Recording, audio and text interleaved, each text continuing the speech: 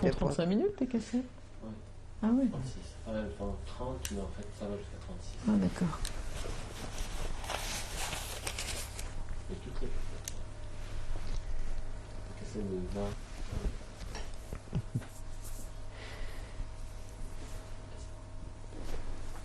Donc vous vivez dans une seule pièce, vous êtes 4 et vous vivez dans une seule pièce à ce moment-là. Oui, absolument. Et comment se déroule l'organisation entre les Juifs? Le ghetto n'est pas encore fermé, mais est-ce qu'il commence à y avoir une solidarité? Comment ça se passe?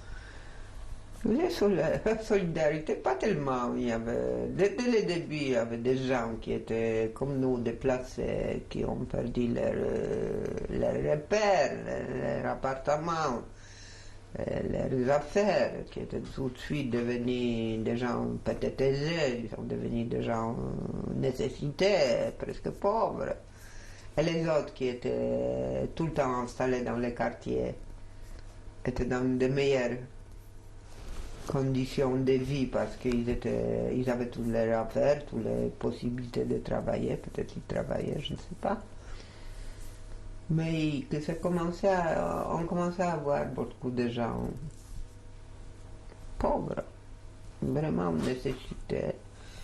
Et en plus, il y avait cette épidémie de typhus, comment vous m'avez dit que ça s'appelle? La typhoïde. La typhoïde. Provoquée par les poux, ça c'était une chose terrible. Parce que chez nous, ça a commencé par exemple par mon père. Après, c'était moi. Et moi, j'avais très peur pour ma petite sœur. Je la laissais pas approcher ni rien. Mais le plus tragique, c'était avec ma mère nous, on est restés à la maison, moi et mon père, on était traités à la maison. Mais il y avait souvent les contrôles sanitaires. Ils cherchaient, les Allemands cherchaient les gens malades pour les isoler. Et c'est tombé sur ma mère, qui était prise dans un hôpital. Et de ça, on avait peur parce que c'était... il n'y avait pas de place dans un seul lit, il y avait deux, trois gens, deux, trois personnes. On a rasé ma mère, on a lui rasé les cheveux. C'était pour elle une tragédie. Et on a fait tout pour la sortir de là. On a réussi de sortir ma mère, qui c'était une femme jeune, très belle, mais complètement démoralisée par le fait qu'on lui a rasé les cheveux. Mais on a tous survécu à ce typhus. Et vous étiez très, très affaibli? Moi, oui. Mais j'étais très jeune, j'ai très très vite repris, qui n'était pas de nouveau le cas de mon père. Ma mère aussi a assez vite s'est remis en forme. Ma mère était une personne énergique, elle était très malheureuse parce qu'on lui a rasé ses cheveux. Pour une femme, c'était une chose horrible. Mais elle s'est reprise en main, elle a dit de nouveau continuer comme avant, ça veut dire tous les matins je me rendais à mon travail. J'apportais ce que j'ai gagné, c'était vraiment très peu, mais ça aidait quand même à vivre. Et ça, je voudrais vous raconter une histoire qui m'a beaucoup marqué, une histoire. Ça aidait à vivre, mais il y avait les moments où il fallait payer quand même les loyers et autre chose. Et il arrivait, je me rappelle, d'un samedi où je suis rentrée à la maison, j'ai apporté l'argent de la semaine. Maman m'a dit, écoute, il faut que je paye les loyers, il ne nous reste rien. Et il n'y avait rien à manger à la maison. Et ça, je me rappelle très bien, quand on s'est couché samedi, on est resté couché samedi, dimanche, sans rien manger. Lundi matin, je suis allé au travail, sans rien. Et ma mère a pris, je ne sais pas, une couverture ou quelque chose qu'elle a vendu. Elle m'a fait préparer un sandwich. Elle a demandé à ma petite sœur de me porter ce sandwich à mon travail. Et il y avait les gens, ça s'appelait les happers, des pauvres gens qui avaient faim, qui attrapaient chaque paquet qu'on apportait et ils ont tout de suite essayé de mordre. Et malheureusement, quand ma sœur m'a porté ce petit déjeuner tellement désiré, un happer lui a arraché ça. Et la pauvre, elle est allée au quatrième étage d'une maison, je ne sais pas laquelle, elle voulait sauter par la fenêtre. Il y a des gens qui l'ont rattrapée, ils m'ont dit, mais pourquoi? Alors elle a dit, j'ai porté à ma sœur qui n'a pas mangé depuis des jours, j'ai porté le déjeuner. Et alors les gens ont dit, va à la maison, ta mère va te donner autre chose. Ils ne pouvaient pas aider non plus, c'était difficile. Enfin, elle m'a apporté de nouveau ce morceau de pain avec, je ne sais pas, ce qu'il y avait là-dedans. C'était des souvenirs que j'ai pénibles. Mais... Est-ce que les Allemands étaient très présents à ce moment-là? Ils étaient présents, pas tellement. Il faut dire que pas tellement. Ils ont tout de suite créé la milice juive. Et les gens avaient de très très bonnes intentions, les gens qui adhéraient à cette milice pour pouvoir aider, pour pouvoir... C'était des gens bien. Et malheureusement, après, c'était autre chose. Mais au début, c'était eux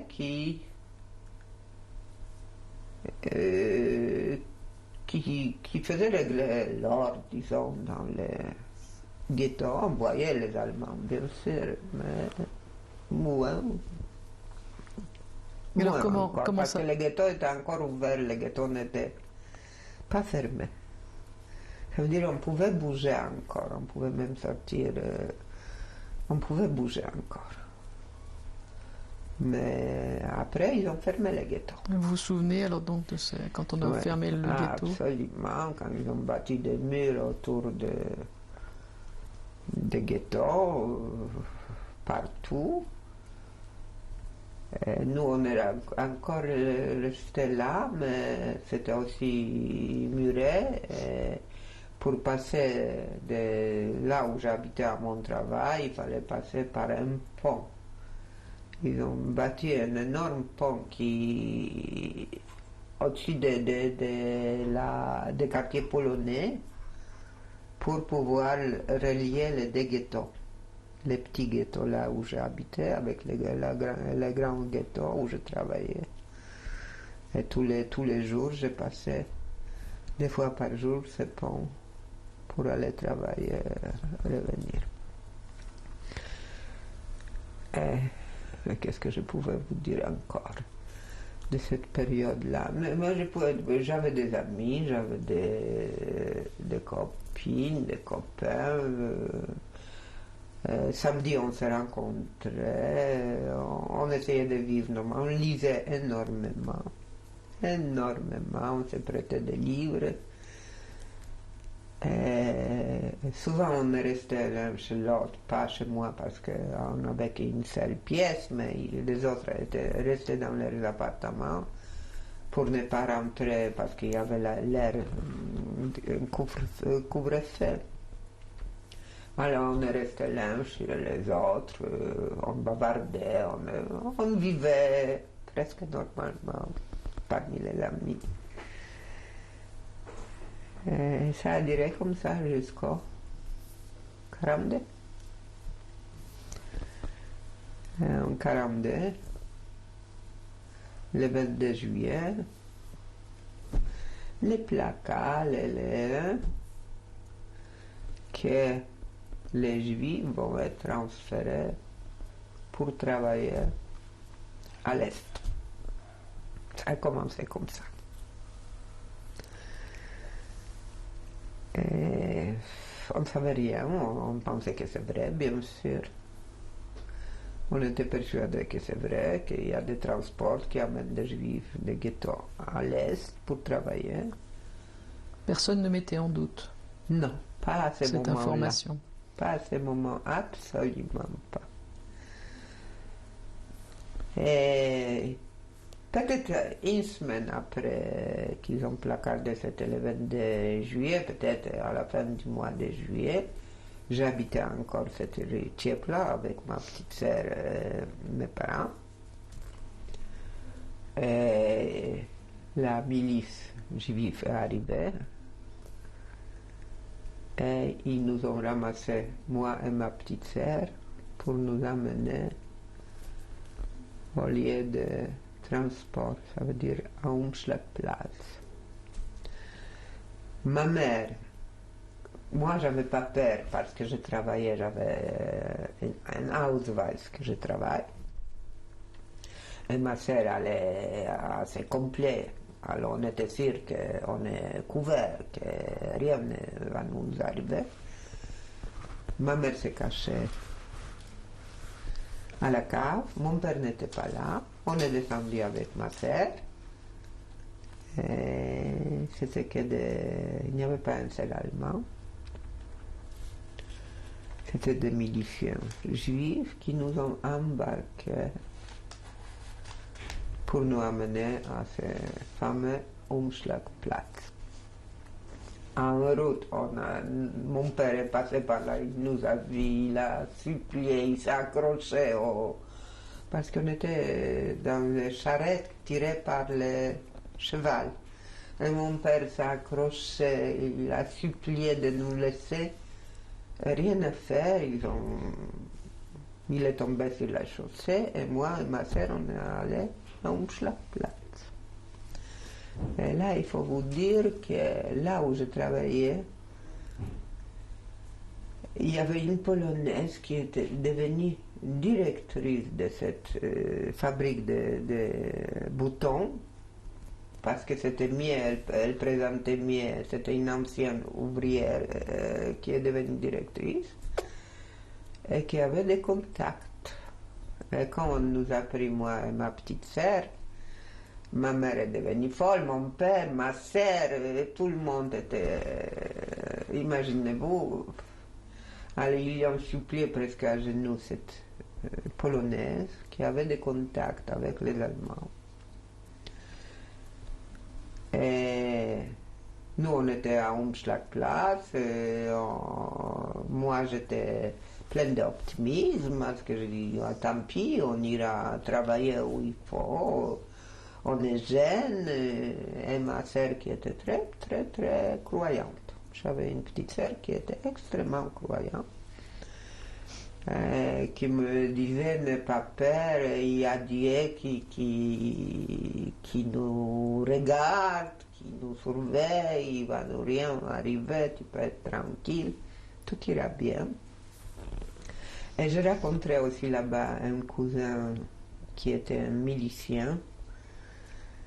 Et il m'a dit, je ne peux rien pour toi, mais je vais faire tout mon possible pour vous sortir de là. Il faut que vous sortiez de là. C'est pas comme ils disent, mais il faut.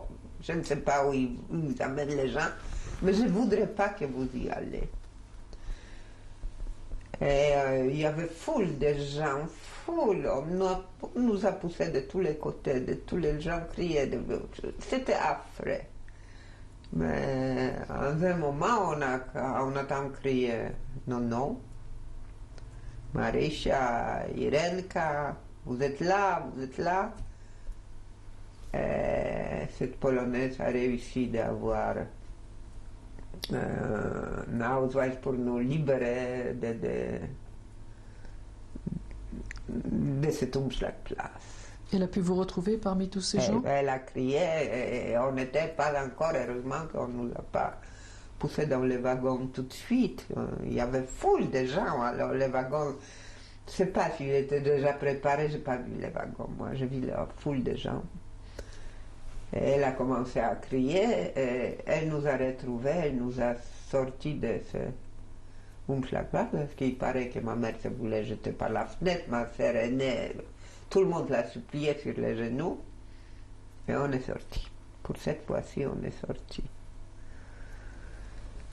Et la vie a recommencé comme avant, sauf qu'on a quitté cette rue Thiepla et on s'est installés tous dans la fabrique où je travaillais, où mon beau-frère était une sorte de directeur technique. Et il pouvait, parce que le monsieur qui était propriétaire, c'était un monsieur âgé qui s'intéressait, qui ne pouvait pas s'intéresser à son âge. C'était mon beau-père qui dirigeait cette fabrique. Alors toute ma famille, on s'est installé dans la fabrique, dans une pièce, pour ne plus bouger de là, pour ne pas passer de là. Et ça a duré comme ça jusqu'au 7 septembre 1942, quand les Allemands ont placardé l'avis que tous les Juifs doivent se déplacer dans un quartier très restreint pour une sélection. Ils n'ont pas dit une sélection, je ne me rappelle pas exactement le terme, mais tous les Juifs de ghetto de Varsovie devaient se retrouver dans un lieu qui était très petit, mais il fallait être là. Sinon, c'était la peine de mort si on trouvait des gens qui ne se déplaçaient pas. Alors, toute ma famille, on a de nouveau pris nos petits affaires très petits et on est allé cette rue Miła, cette rue Mila. Et là, on a passé la nuit, je ne sais pas, chez les gens ou assis quelque part. Je me rappelle qu'on était un sur l'autre, on était assis, on attendait le lendemain. Et le lendemain, ils ont dit qu'il y aura une sélection. Ça veut dire que tout le monde va se présenter devant les Allemands. Et tout de suite, on s'est préparé, nous les jeunes, et ma grande sœur a sorti son poudrier pour elle est très belle, ma grande sœur, vraiment une vraie beauté. Grande, bien faite, magnifique. Et la glace de ce poudrier s'est cassée, c'est tombé par terre et s'est cassée. Ah, elle a dit, ah, c'est un mauvais signe. Ça m'a resté jusqu'aujourd'hui. Et on s'est préparé pour aller à cette sélection. C'est difficile de parler de ça. On s'est mis en groupe, ça veut dire les gens qui travaillaient dans notre fabrique, parmi les autres, qui, je ne sais pas qui. Au début, c'était ma sœur, la vraie beauté, son mari, moi, mes parents, ma plus jeune sœur. Et on est arrivé dans une sorte de portique. Derrière, il y avait les Allemands et la police juive. Et la sélection a commencé.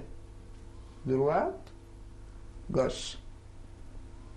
Gauche, c'était pour être déporté.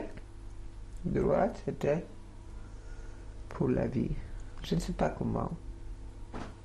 Ça vraiment, c'est tout à fait flou dans ma mémoire. Je me suis retrouvée à droite pour la vie, avec mon beau-frère et toute ma famille, mes deux sœurs, mes parents. À gauche pour la déportation. Je ne savais pas encore que c'était la mort. Si je savais, j'ai oublié de vous le dire. Quand on est resté justement cette nuit sur les escaliers, comme ça, chez des gens, je ne sais pas chez qui, groupés, il y avait un jeune qui est venu, qui cherchait des jeunes, et c'était moi et ma grande sœur, pas ma petite sœur, et il nous a dit, écoutez, ne croyez pas que vous allez pour le travail. Treblinka, c'est la mort. C'était un garçon qui a réussi de se cacher dans les wagons qui revenaient de Treblinka à Varsovie pour chercher des autres gens. Il s'est caché et il s'est pris qu'il faut prévenir. Qu'il faut prévenir. Alors je veux dire que moi, au moment de sélection, moi et ma sœur, on savait déjà, on n'était pas sûr à 100%, mais on croyait quand même qu'on va pas travailler, qu'on va à la mort. Et quand la sélection était finie, nous les 50, on était 50 qui étaient sélectionnés pour aller à la vie, dans ma groupe, il y avait des autres. On est revenu là où on était, dans cette fabrique de boutons, et on a essayé de tout faire pour sauver mes parents et mes sœurs. Et de nouveau, cette Polonaise, qui avait vraiment des contacts, il faut croire qu'elle avait des contacts avec la Gestapo aussi, je ne sais pas. On l'a suppliée à genoux, on pleurait. Et imaginez-vous qu'après des jours, elle a réussi d'avoir une sorte de laissez-passer pour sortir de Umschlagplatz 7 personnes. Parce qu'il y avait encore les frères de mon beau-frère. Il y avait 7 personnes qui étaient prises de la famille de mon beau-frère, de la mienne. Et mon beau-frère a pris un rickshaw, ça veut dire... vous voyez qu'est-ce que c'est un rickshaw là? Un vélo comme ça, il est allé avec un Allemand qui lui ont donné, avec ses laissez-passer. Et malheureusement, ça que j'ai appris après, mon père ne tenait plus en place parce que les conditions étaient affreuses. On était dans les détritus, dans les... jusqu'au presque cou. Les gens étaient ensemble, on n'avait rien à manger. Il y avait une saleté repoussante. Il s'est caché, mais c'était intenable. Et mon père a dit, moi j'en ai marre, on va travailler, on n'est pas vieux. Et ma sœur n'osait pas dire qu'ils vont à la mort. Et juste, lui il est arrivé très tôt dans la matinée pour pouvoir les sortir, il avait les papiers. Et je sais qu'avant, une journée avant, ils se sont laissés prendre pour les transports pour les Treblinka. Avec eux, il avait le frère de mon beau-frère, un homme jeune. Il était dans le wagon avec ma sœur, mes deux sœurs, mes parents. Il a dit à ma sœur, celle qui était mariée, tu sais où tu vas? Il faut que tu sautes avec moi, on va essayer de sauter, mourir. Pour mourir, on peut mourir sur les roues où tu es, mais on va essayer de sauver la vie. Mais elle a dit non, je ne veux pas laisser mes parents et ma petite sœur, je les sépare par lui, parce que lui, il a sauté. Et il m'a tout raconté.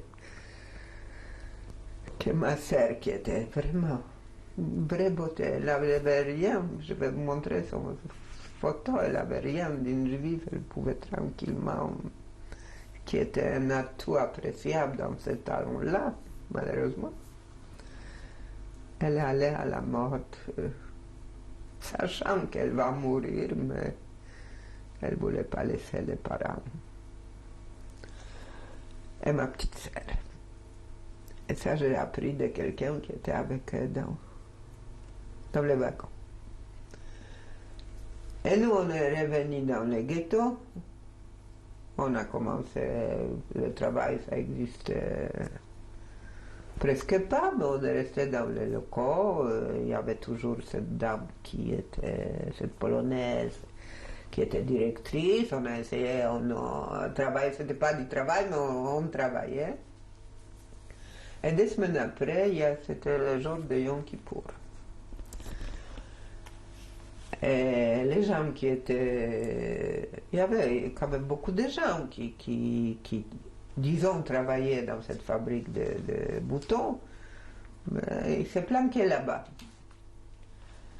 Ils sont allés à la synagogue le jour de Yom Kippour.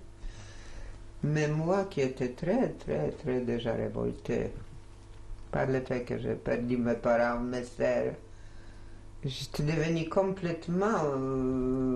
j'étais devenue... Dieu, c'était mon ennemi, je peux le dire. Mais j'étais dans un état que tout ce qui touchait au Dieu, à la religion, je ne pouvais pas comprendre. Je ne pouvais pas comprendre comment ça se fait qu'il existe un Dieu qui permet des choses comme ça.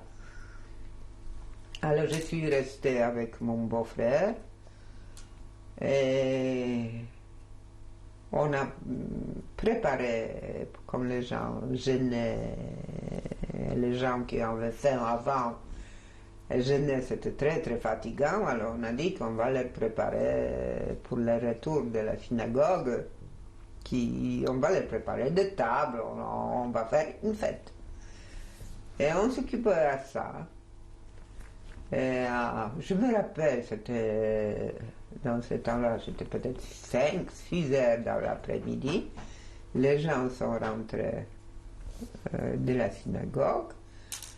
Ils n'ont pas eu le temps de se laver les mains. Les Allemands sont venus.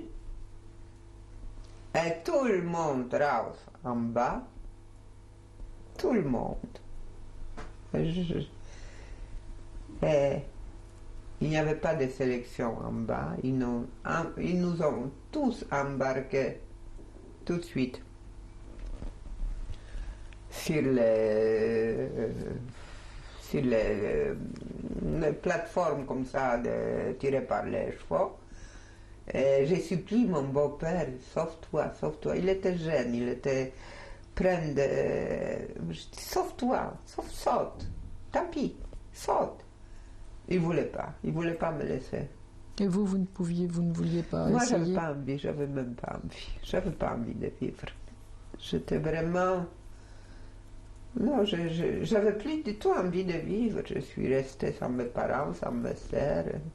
Non, ça me disait rien de me sauver. Mais c'était très C'était très risqué de se sauver. C'était très risqué, on risquait la mort. Mais lui, il était jeune, bien fait. On pouvait parce que de nouveau, il n'y avait pas énormément d'Allemands. Il ne l'a pas fait. Et c'est la première, quand on est arrivé à cette Umschlagplatz, on ne nous a pas laissé dehors. Tout de suite, on nous a menés dans les wagons. Ça, c'était aussi très rare. Parce que normalement, ils tenaient les gens de 3 jours, marinés, non. Mais nous, tout de suite, dans les wagons. Et ils ont rempli les wagons. Je ne sais pas combien on était dans les wagons. Mais moi, il me semble qu'on était au moins 100 dans un wagon. C'était intenable, c'était incroyable. Qu'est-ce qu'on était serrés. C'était... Je ne peux pas vous dire un sur les autres. On pouvait à peine respirer. Et les pauvres gens qui n'ont pas mangé toute la journée, perdaient connaissance. C'était... Et mon beau-frère, tout de suite, il voyait qu'il y avait quelque chose, il faut se trouver près de cette petite... Vous connaissez les wagons à bestiaux? Il y avait ces petites fenêtres là-haut. Alors il a tout fait, même pied, pour se trouver assis en bas de cette petite fenêtre qui était grillagée d'ailleurs. Et moi, je le suivais.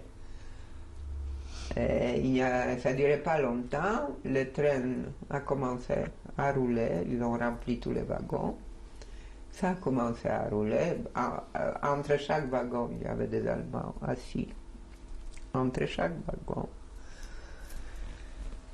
Et on a commencé à rouler, c'était un cauchemar, c'était un affreux cauchemar. Parce que quand on ne voulait pas, nous on ne voulait pas bouger de cette petite fenêtre. Alors tous les détritus, tous les déchets, tout nous a tombé sur la tête. Les gens voulaient jeter par la fenêtre, c'est tombé sur nous. Mais moi je me suis dit, je me rappelle très bien, je me suis dit, mon beau-frère pouvait se sauver.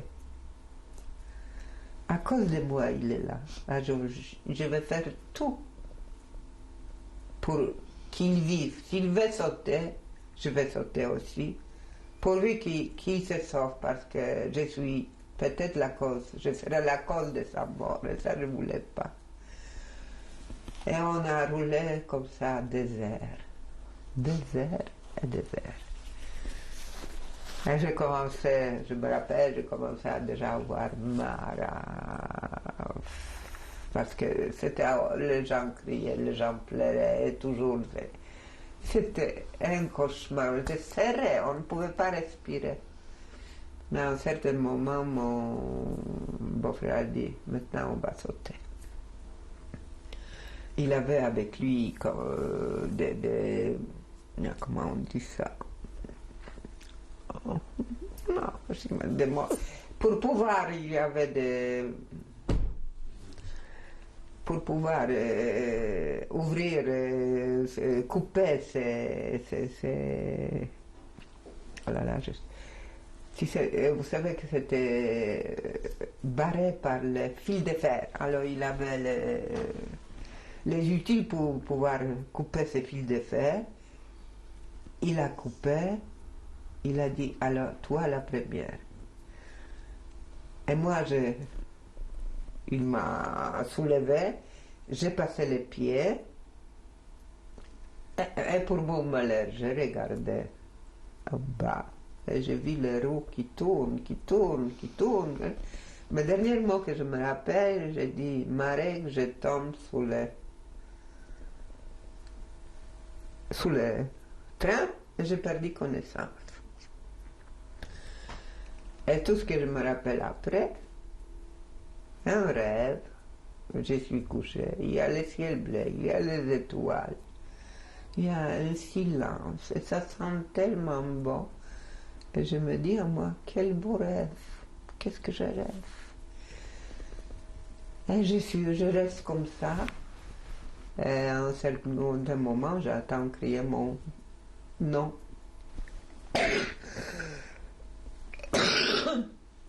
Et c'était Marek, mon beau-frère. Et je le regarde. Et je me rappelle de rien.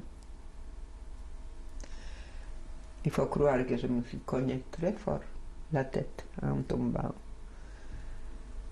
Parce que le reste que je sais que la plupart des choses que je sais de ça qu'il m'a raconté, et peut-être ce sont de mes souvenirs, je ne sais pas, ça se mélange.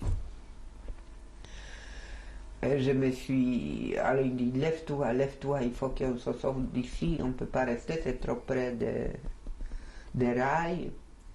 Je me suis levé et je ne pouvais pas marcher. En tombant, il faut croire que je me suis cogné et la tête et la colonne vertébrale. Je n'étais pas en mesure, je marchais presque à quatre pattes. On a marché comme ça jusqu'au le jour se levait. On était dans un bois très profond, c'était les forêts les plus connues de Pologne, très très bonnes forêts de pins. Et en marchant, qu'est-ce qu'on voit? On voit un juif avec une barre, avec qui a, je ne sais pas, qui marche, à côté de lui une vache. Si c'est pas possible, on rêve. Non, c'était la vérité. Et voilà.